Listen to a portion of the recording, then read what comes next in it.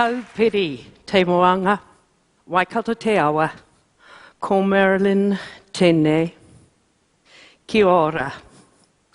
As you've heard, when I was very young, I was elected to the New Zealand Parliament. And at that age, you learn mostly by listening to others' stories. I remember a woman who'd been injured in a farm accident, and it was coming up to shearing time on the farm. And she had to be replaced by a shepherd, by a rousey in the wool shed, and of course there was still someone needed to manage the household and to prepare the food for the shearing gangs. And her mother came to help with that. But the family got no compensation for the mother because that's what mothers and family members are supposed to do. One year, a company called Gold Mines New Zealand applied for a prospecting licence on our beautiful Mount Pirongia. It is a mountain full of extraordinary ecosystems, of virgin native forests.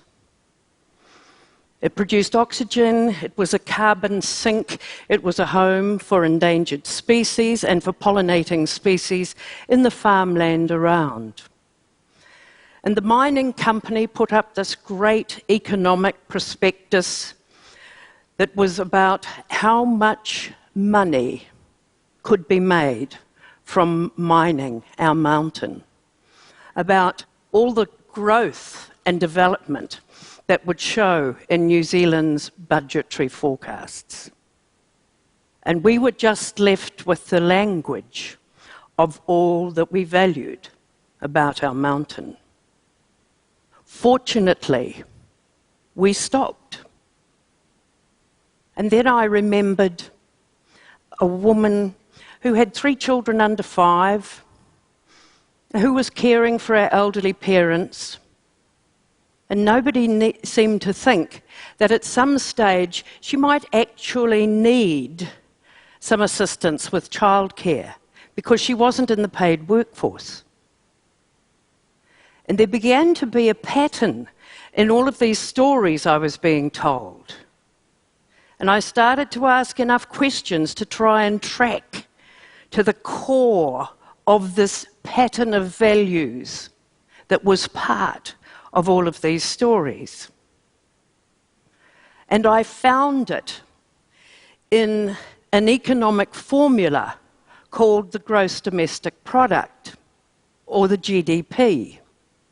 Most of you will have heard of it. Many of you won't have any idea what it actually means. The rules were drawn up by Western educated men in 1953. They established a boundary of production in drawing up these rules. What they were keen to measure was everything that involved a market transaction. So on one side of the boundary, everything where there was a market exchange was counted. It doesn't matter whether the exchange is legal or illegal. Market exchange and the illegal trade in armaments, munitions, drugs, endangered species, trafficking of people, all of this is great for growth, and it all counts. On the other side of the boundary of production, there was this extraordinary phrase in the rules that the work done by the people they called non-primary producers was, quote, of little or no value. So I thought, let's see how many non-primary producers we have here today. So in the last week or so, how many of you have transported members of your household or their goods without payment? How many of you have done a bit of cleaning, a bit of vacuuming, a bit of sweeping, a bit of tidying up the kitchen? Yeah? How about going shopping for members of the household? Preparing food, Cleaning up afterwards, laundry, ironing.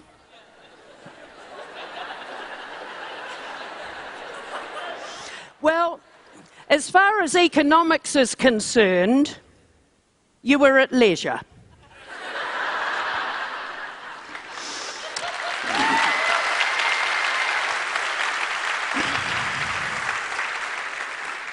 Now, how about the women who have been pregnant and who have had children? Yes? Now, I really hate to tell you this because it might well have been hard labour, but at that moment you were unproductive. And some of you may have breastfed your infant. Now, in the New Zealand national accounts, that's what the figures are called. That's where we get the GDP. In the New Zealand national accounts, the milk of buffalo, goats, sheep and cows is of value, but not human breast milk. It is the very best food on the planet. It is the very best investment that we can make in the future health and education of that child. It doesn't count at all. All of those activities are on the wrong side of the production boundary.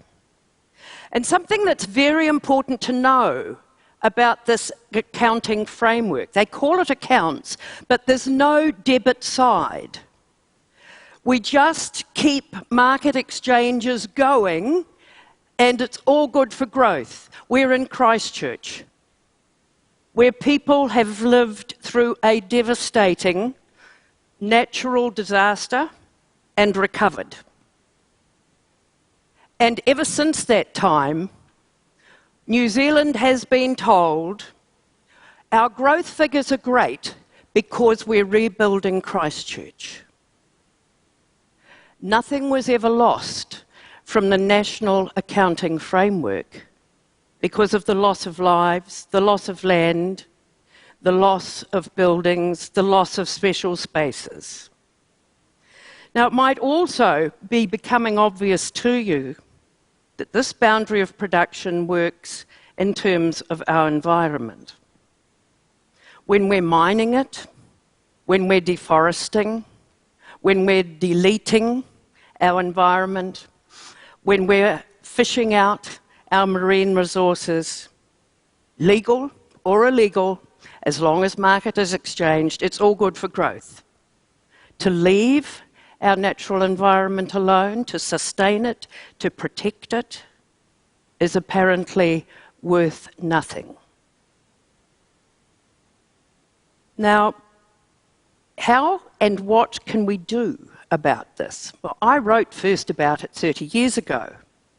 Then in 2008, after the global financial crisis, President Sarkozy of France asked three men who had all won Nobel Prizes in economics, Sen, Fitoussi and Stiglitz, to discover what I'd written about 30 years ago.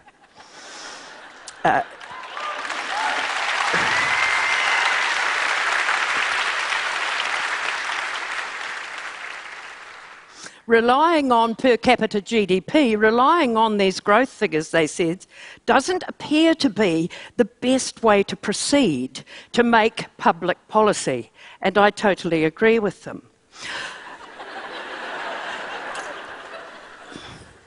One of the things that you notice about these rules, they are revised 1968, they were revised 1993, 2008, is that the revisions are mostly done by statisticians, and the statisticians do know what is wrong with their data. But hardly any of the economists ever stop to ask that same question. So in 2019, the GDP is in even worse shape. You see, to measure GDP, you have to assume that some kind of production or service delivery or consumption occurs inside a nation state, and you know where that is. But trillions of dollars are circling the globe in many parts from our Googles, our Facebooks, our Twitters, siphon through a number of tax shelters so that when we click on our computer and go to download some software, we don't know where it was produced. And frankly, no one knows where we are as we're consuming it either. These tax-free havens distort the GDP to such an extent that about 3 years ago, Europe looked askance at Ireland and said, "We don't think you're reporting correctly."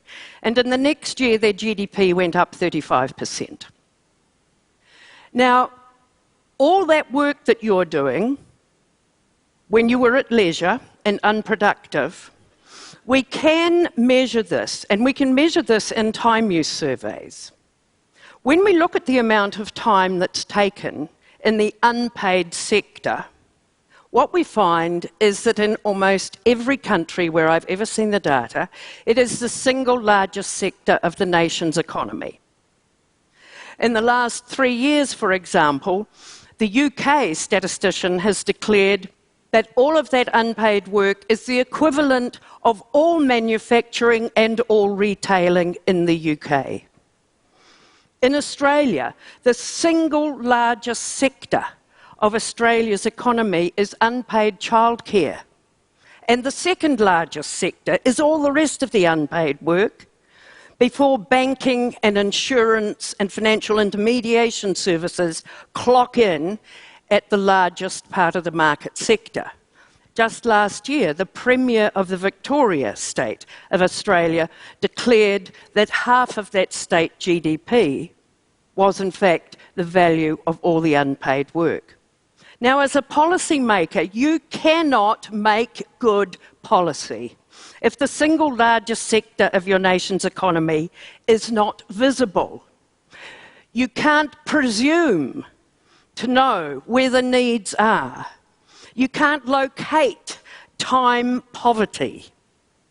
You can't address the most critical issues of need. So what can go in the place of GDP? Well, GDP has got many other problems, okay? We don't behave in a way that assists GDP. Large numbers of people around the planet are now using household assets, their cars, their homes themselves, for Uber, for Airbnb. And no, we're not supposed to use assets from the unpaid sector to make money in the market sector. This is confusing and very difficult to measure. So economists don't want to know what's wrong with their most important GDP. And I think they've got so many problems, they can just move off to a quiet corner and continue to publish that and not come anywhere near the rest of us with this talk of capitals and natural assets and other ways in which to colonise the rest of our lives. I think time use is the most important indicator going forward. Every one of us has exactly the same amount of it.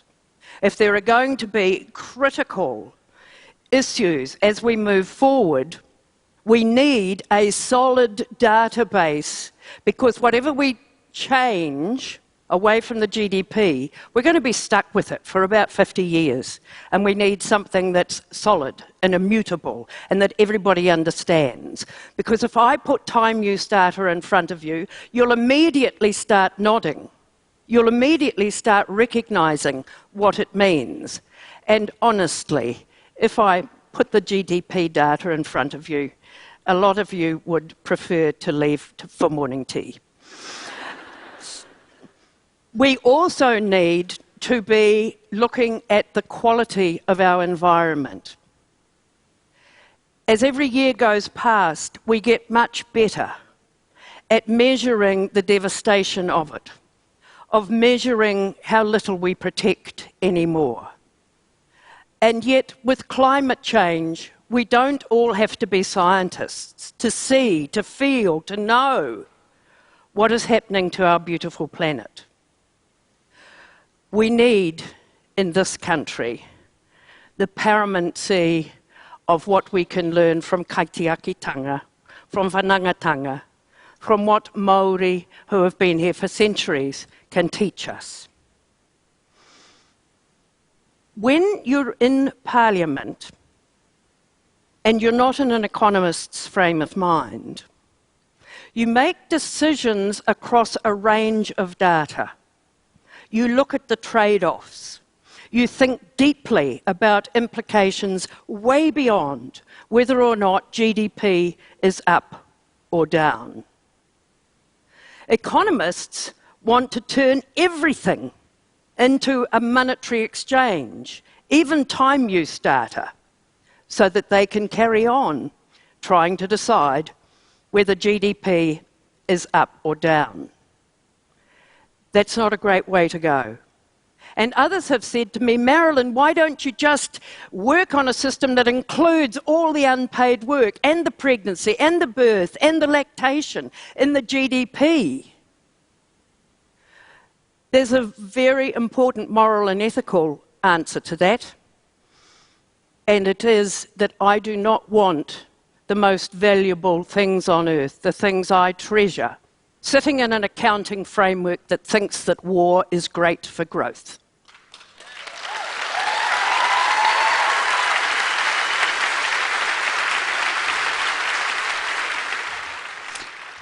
So from now on, whenever you listen to the news, you're not going to go blank when they say GDP.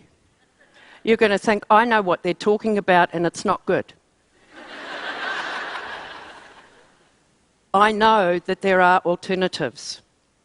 And I'm going to spend my time correcting people, talking to them about this value base and talking to them about what the alternatives can be.